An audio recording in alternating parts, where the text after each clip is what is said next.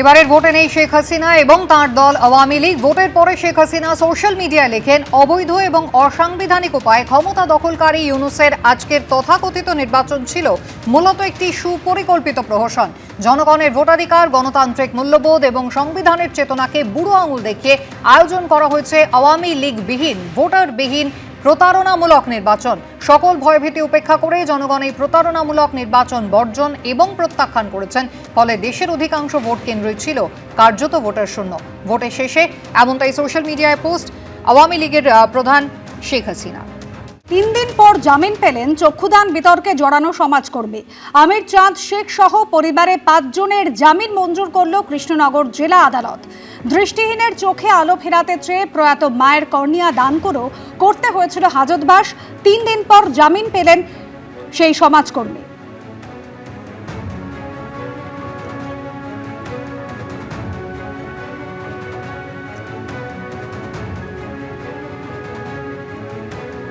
যিনি কেস করেছিলেন একজন নেবারার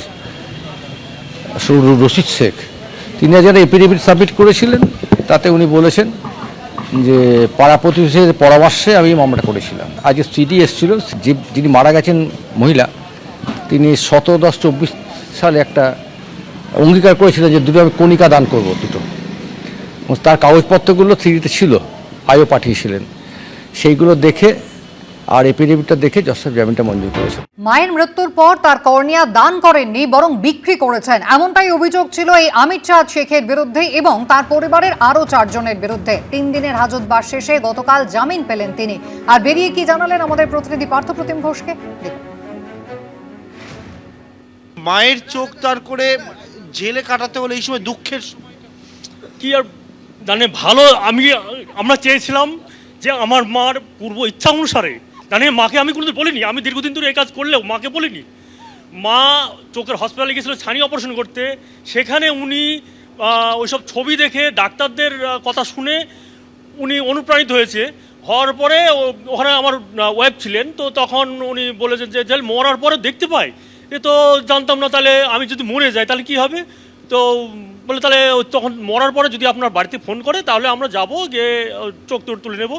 আপনার কর্নিয়া দিয়ে সর্বোচ্চ 6 জন লোক, অন্ধ মানুষ, তারা চোখে দেখতে পারবে, একদম ঠিক 6 জন দেখতে পারবে।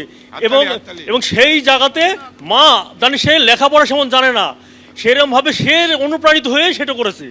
এইবার আমি যেহেতু দীর্ঘদিন ধরে এই কাজ করি, এইবার সেই জায়গাতে আমাকে বাড়িতে এসে যখন বলে, তখন আমি জানে কি বলবো, আমার গর্বে বুক ফিরে যাচ্ছে যে আমার মা অনুপ্রাণিত হলো।